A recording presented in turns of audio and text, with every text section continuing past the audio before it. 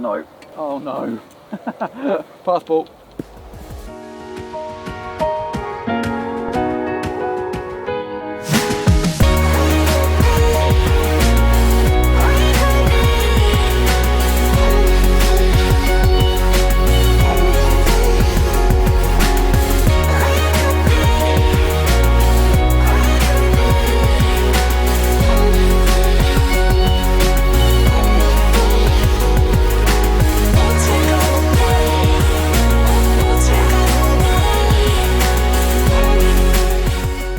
Right guys, welcome back to part 2 here on the Dunes course at Costa Navarino in Greece. Shocking score in part 1, but I'd argue that I'm more than making up for it with the scenery that I'm showing off to you guys on this unbelievable golf course. So let's keep plugging away, keep trying to rack up some points, see if I can redeem a smidgen of pride heading into part 2, holes 7 through 12. And the fond memories of this place just keep on coming.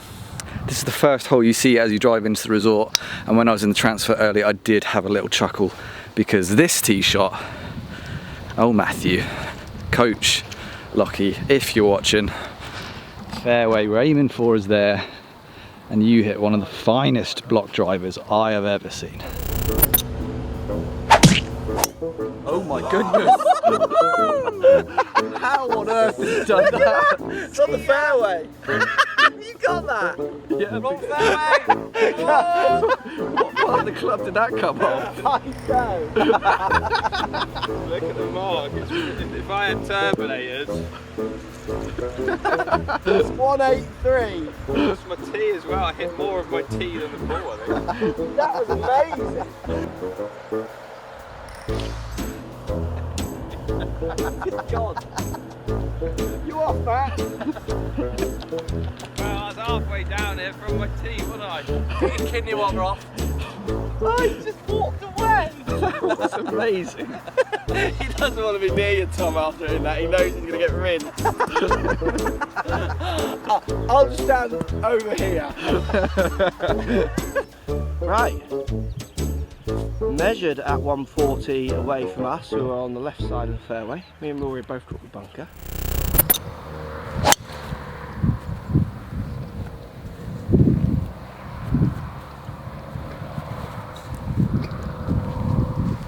How do you even hit one over there?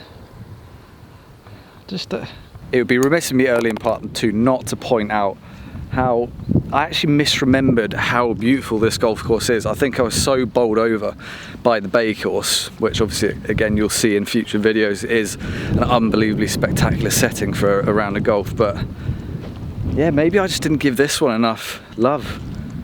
I might have been a little bit hungover as well when we played, but don't tell anyone. Right, so the 10th hole here on the Dunes course is a long slog of an uphill par 5. It is a shot hole though, so in position in 2, didn't fancy going from 276, pointless, can't reach, so just hit 7 iron up the hill in position. Hopefully I can wedge onto the green 2-putt to kick part 2 off with almost as many points as I got through the first 6 holes. It's a bit of a depressing thought, isn't it?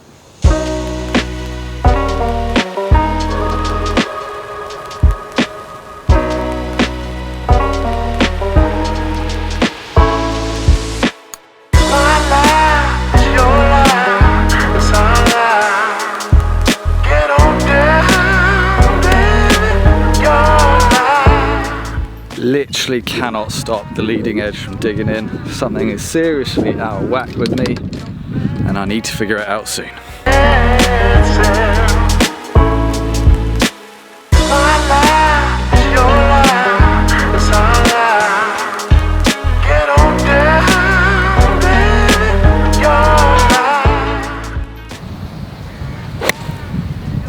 Oh, an iron shot.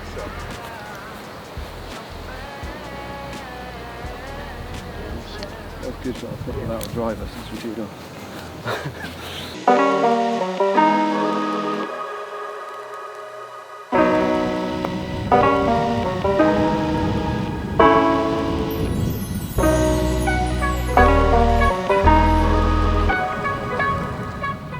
Right guys, that was a shot hole, so that's 3 for 3, and that was a 6 for 2 on the last. Very, very disappointing. Again, the leading edge causing me absolute havoc. Need to sort that out, definitely. As you can hear on the mic, the wind has picked up ever so slightly. Just popped up to say hello to the sea again in the background there after mountain views for the last few holes. So yeah, with the wind up a little bit, gonna have to carry on playing a little bit better, so better start to part 2 than in part 1. And the first good shot I've hit with a club that's not a driver since we teed off. So fingers crossed I can carry a little bit of that momentum into the next few holes.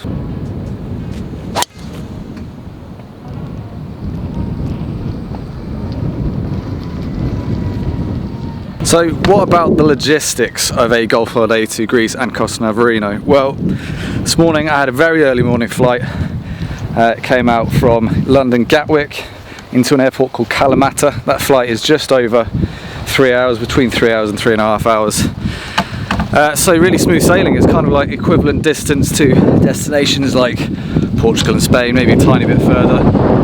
And then from Kalamata to Costa Navarino itself, it was about 45-minute transfer. So really, really easy to get out to this golf resort. And as I said in part 1, it's one of the most comprehensive resorts going, with so much to do and see, that when you do come out here, typically our clients will come out for like 5 nights, 3 rounds, that sort of thing. And just having had a quick peek on the Yoga Golf Travel website, price point for something like that in comparison with Spain or Portugal, it is a little bit more expensive, but we have a package with flights included and buggies on the vehicles for 5 nights, 3 rounds of golf for just over 900 quid, just to give you an idea. But like I said, that's including flights, guys. Right, driver up the right, I did think it was borderline, it's just missed this little row of trees. Not in too much bother, but this is where these kind of like false dunes come into play. If you do hit it wide enough, all of a sudden you haven't got a view to the green, which obviously makes it that bit more challenging. But as you see, nothing really in the way here. I just need to come up and have a little peek as to where I'm hitting it line wise because of this big thing. Right guys, still quite a lot of guesswork going on here. Not confident over the line of this one. Wind into and off the left, also not really liking that, but come on. Oh my god.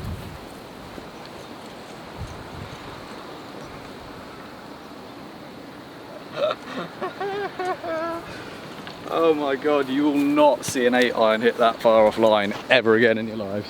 Right, this is a full like 40 yards left, 50 yards left maybe. That came off the club face as well. It's frightening, isn't it? Left myself with a horrible shot. Again, just not feeling the wedges today.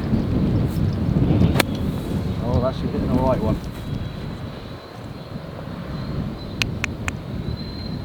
At least there was club face involved on that one. First time for everything. Hit it.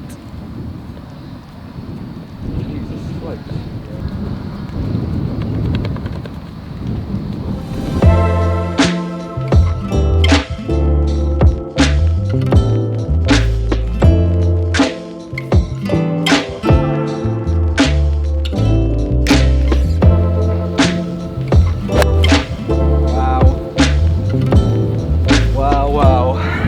So there we have a stone cold top with a 6 iron off the tee. I hit a fairway. Technically that's a stat. This is a par 3, so that's a depressing thing to say. I'm only messing though. So rather than talk about my game and how embarrassing it is that I can't hit anything other than a driver, let's talk a little bit more about what's coming up here at Costa Navarino as well. I mentioned in part 1 that despite the fact they've already got 2 excellent golf courses here, their plans or in construction on another 2. And I found out this morning they're actually both being designed by none other than Maria Olazabal. So you've got a Bernhard Langer course, and in time you'll have 2 Maria Olazabal courses as well, making this like Ryder Cup captain dreamland, isn't it, if you're a European golfer? I've never played an Olazabal course before. Have you guys played a Jose course or an Ollie course? Whack some comments down below if you have. Let me know which course it was and what his design traits are if you picked up on any. Such a bad tee shot, I've almost got a full shot in. And the way this has been going so far today, backing this not to be on the green. Oh, actually got that quite nice. Get down that slope. I've actually hit that to about 8 feet, I think. Ooh, that's what the club face on a wedge feels like.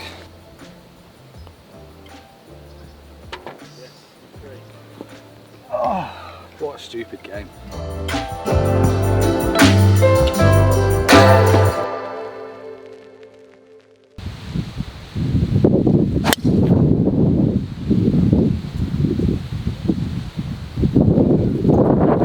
It's 95 yards left in.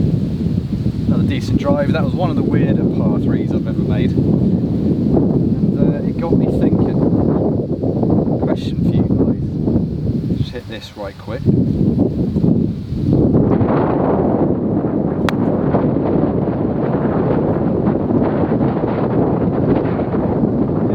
over the back. But it got me thinking. So as I said, there's 2 golf courses here at Costa Navarino. You've got the Dunes, which we're playing today, which would be considered the championship test. And you've got the Bay, which is much more what I would call resort type holiday golf. Friendlier, less challenging, that kind of stuff. But what do you guys prefer when you come on a golf holiday?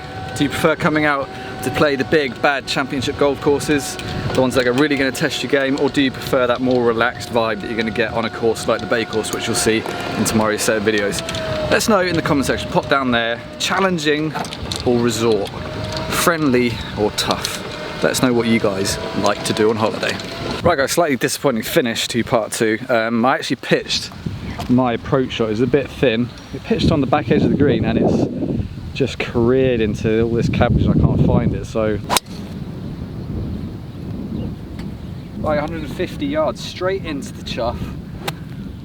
Slightly uphill as well. I've got 7 iron, which is a lot of club for this yardage. Just trying to hit a low Rory one in there. It's hitting straight shots. Ain't working for me today. I hit the low draw and hit it miles left of where I was aiming. This is just getting ridiculous now. How can you drive it this well and be so crap at everything else? Right, so I've overdone the low draw, come up, bounced off this slope and straight into this stuff. So while the fairways and landing areas and whatnot at Costa Navarino Dunes are fairly, or very generous in fact, if you do go far enough offline, a lot of this really thick scrub just waiting to gobble your balls up. Never thought I'd say that on a video. Moving on quickly, yeah, just don't miss too far wide because it is kind of guaranteed lost ball in a lot of places if you hit bad enough shots, which I've been doing plenty of today. So just waiting for my playing partners to putt out behind me. After that blob again, 2 in a row thanks to lost iron shots. Oh, do you guys ever have these days where like one part of your game is so good for what you're capable of? I.e. my driving today has been a joke and then everything else is just so far off.